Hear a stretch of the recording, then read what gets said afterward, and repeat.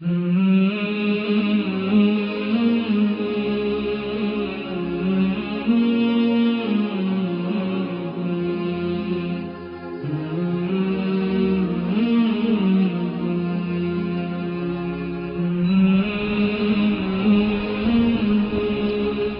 علیکم ورحمۃ اللہ وبرکاتہ، نحمده ونصلی علی رسولہ الکریم، اما بعد فاعوذ باللہ من الشیطان الرجیم، بسم اللہ الرحمن الرحیم، رب اشرح لی صدری ویسر لی امری واحلل عقدۃ من لسانی یفقہوا قولی۔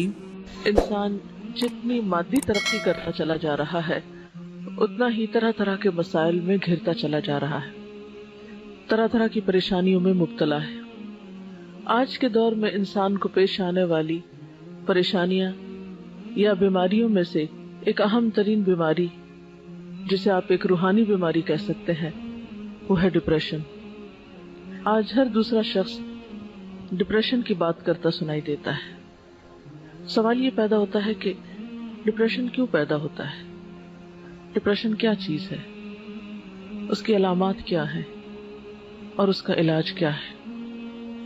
ڈپریشن، جسے آپ اردو میں مایوسی، غمزدگی، افسردگی اور پست حوصلہ ہونا کہہ سکتے ہیں، دنیا سے دل اچاٹ ہونا، دنیا کی ایکٹیویٹیز میں پوری طرح پارٹیسپیٹ نہ کر سکنا، یہ ایسی کیفیات ہیں جن کا تجربہ آج کا ہر انسان کم یا زیادہ کرتا ہے۔ ہر انسان کے اوپر کسی نہ کسی درجے کی مایوسی کی کیفیت آتی ہے، غم بھی آتا ہے، ایک اداسی کی کیفیت بھی ہر انسان پر آتی ہے۔ لیکن ایک نارمل انسان اور ایک بیمار انسان میں فرق یہ ہوتا ہے کہ ایک نارمل انسان پر ایسی کیفیات آتی ہیں اور گزر جاتی ہیں، اور وہ بہت جلد ان کا مقابلہ کر لیتا ہے۔ لیکن جب انسان ایسی کیفیات کا مقابلہ نہ کر پائے اور ایسی کیفیات انسان پر حاوی ہونے لگے، تو پھر انسان کو سمجھ لینا چاہیے کہ وہ ڈپریشن کے مرض میں مبتلا ہے۔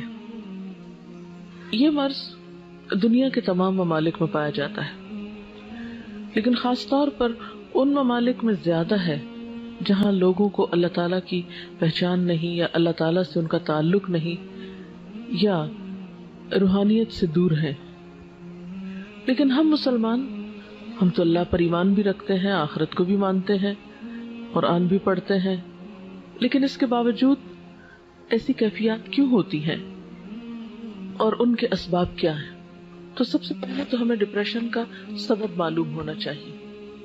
یاد رکھیے کہ ڈپریشن اچانک نہیں پیدا ہوتا، اس کے اسباب بہت گہرے ہوتے ہیں۔ کچھ تو موروثی ہوتے ہیں، یعنی والدین کی طرف سے جیسے اور بیماریاں انسان کو ملتی ہیں، اسی طرح ڈپریشن کا مرض بھی بسا اوقات وراثت میں انسان کو منتقل ہو جاتا ہے۔ پھر اسی طرح نروس سسٹم سے متعلق جتنی بھی بیماریاں ہوتی ہیں، خواہ وہ بظاہر ڈپریشن کی شکل نہ بھی اختیار کیے ہوں، لیکن وہ مل جل کر بسا اوقات ڈپریشن میں بدل جاتی ہیں۔ یعنی انسان کے اعصاب کا کمزور ہونا، یا اعصاب کو کسی بھی طرح کی تکلیف یا پریشر یا بوجھ پڑنا۔ پھر اس کے ساتھ ساتھ انسان کا ماحول بھی اسے ڈپریشن میں مبتلا کرتا ہے۔ یعنی موروثی سبب، موروثی سے مراد یہ کہ جو وراثت میں ہمیں ملا ہے، اس کے ساتھ ساتھ ماحول اس میں ایک اہم کردار ادا کرتا ہے۔ بعض اوقات ایک سبب ہوتا ہے، بعض اوقات کئی اسباب ہوتے ہیں۔ پھر اسی طرح ماحول میں کیا چیز ہے، مثلا انسان کا گھر، اس کا خاندان، جہاں پر وہ کام کرتا ہے، یعنی اس کی ورک پلیس، پھر آن دا ہول ساری سوسائٹی اور معاشرہ، ان کے جو اثرات انسان پر پڑتے ہیں وہ اس کے اندر ڈپریشن پیدا کرتے ہیں۔ لیکن تجربے سے یہ بات پتہ چلی ہے کہ ڈپریشن کے خارجی یا معاشرے کے یا سوسائٹی کے اثرات سے زیادہ گھر کے اثرات یا اندرونی اثرات جو ہیں وہ انسان پر زیادہ مرتب ہوتے ہیں، یا انسان کو زیادہ پریشان کرتے ہیں بنسبت بیرونی اسباب کے۔ اور ڈپریشن کا اہم ترین سبب یا اہم ترین وجہ انسان کا وہ گھر ہے جس میں وہ رہتا ہے، اور ایسا گھر جس کے رہنے والوں کے درمیان باہم محبت اور مودت اور ایک دوسرے کے ساتھ موافقت نہ پائی جاتی ہو.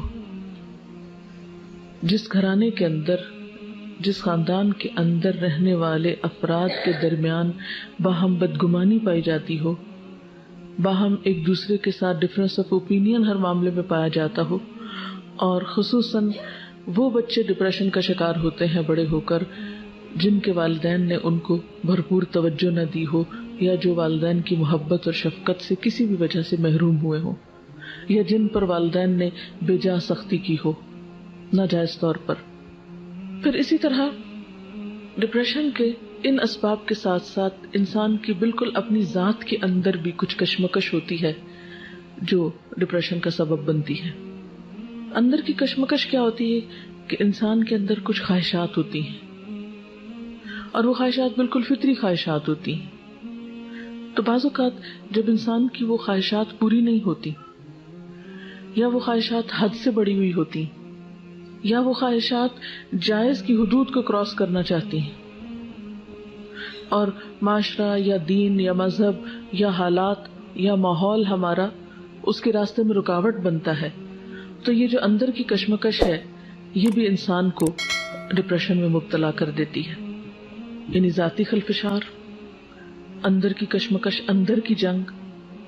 مثلا دل ایک چیز کو چاہتا ہے لیکن دوسری طرف انسان دیکھتا ہے کہ اس کے حالات اس کو اجازت نہیں دیتے، مثلا اس کی جیب اجازت نہیں دیتی، اس کا خاندان اجازت نہیں دیتا، اس کا دین اجازت نہیں دیتا.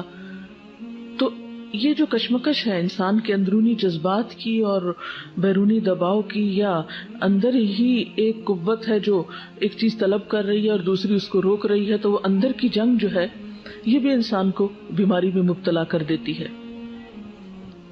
ان اسباب کے ساتھ ساتھ علامات کا جاننا بہت ضروری ہے، کیونکہ کسی بھی بیماری کی جب علامتیں ہم کو پتہ چلتی ہیں تو پھر انسان اس کا صحیح طور پر علاج کر سکتا ہے. ان علامات میں پہلی علامت ہے تنگ دلی کا احساس، دل کی گھٹن، اندر کی گھبراہٹ. پھر اطمینان کا نہ ہونا، سکون کا نہ ہونا، بلا وجہ بے چینی کا احساس بغیر کسی ظاہری سبب کے. بعض اوقات تو انسان بے چین ہوتا ہے، غمگین ہوتا ہے، اداس ہوتا ہے، اس کی کوئی وجہ ہوتی ہے. مثلا آپ کو پتہ چلتا ہے خدا نخواستہ کوئی عزیز دوست رشتہ دار فوت ہو گیا، کوئی نقصان ہو گیا، کوئی مال کا نقصان ہو گیا، کوئی اور کسی چیز کا نقصان ہو گیا، تو ایسے نقصان انسان کو غم میں یا دکھ یا تکلیف میں مبتلا کرتے ہیں. ایک بہت واضح اور آبویس سی ریزن ہوتی ہے، انسان کو پتہ چلتی ہے. لیکن بعض اوقات جب وجہ نہیں پتہ چلتی اور اندر ایک بے چینی ہے تو یہ پھر ڈپریشن ہے، یہ ڈپریشن کی علامت ہے. پھر اسی طرح سوچ میں تلخی، نیگیٹو تھنکنگ، ہر چیز کو الٹا دیکھنا، ہر چیز کو الٹا سوچنا، کسی کے سیدھے کام کو بھی غلط سمجھنا، ہر ایک پر شک کرنا، بدگمانی کرنا، یہ بھی اس کی علامات میں سے ہے. اور پھر ان ساری چیزوں کے نتیجے میں انسان کی نیند میں گڑبڑ ہو جانا.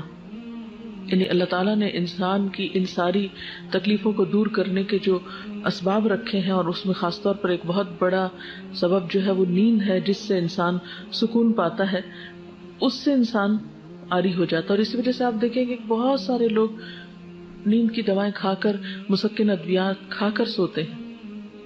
تو ایسی ادویات کھا کر اپنے آپ کو سلائے رکھنا اور اپنے آپ کو دنیا کے مسائل سے فرار پر آمادہ کرنا، یہ اس کا علاج نہیں ہوا کرتا.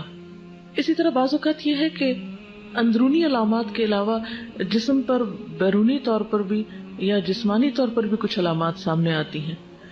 مثلا بہت زیادہ پسینہ ایک دم آنے لگنا، دل کا زور زور سے دھڑکنا، جسمانی کمزوری ہو جانا، انتہائی تھکاوٹ محسوس کرنا، یعنی تھوڑا سا کام کرنے پر بہت زیادہ تھک جانا، کام کرنے کی صلاحیت کا ختم ہو جانا، وسوسوں کا شکار ہو جانا.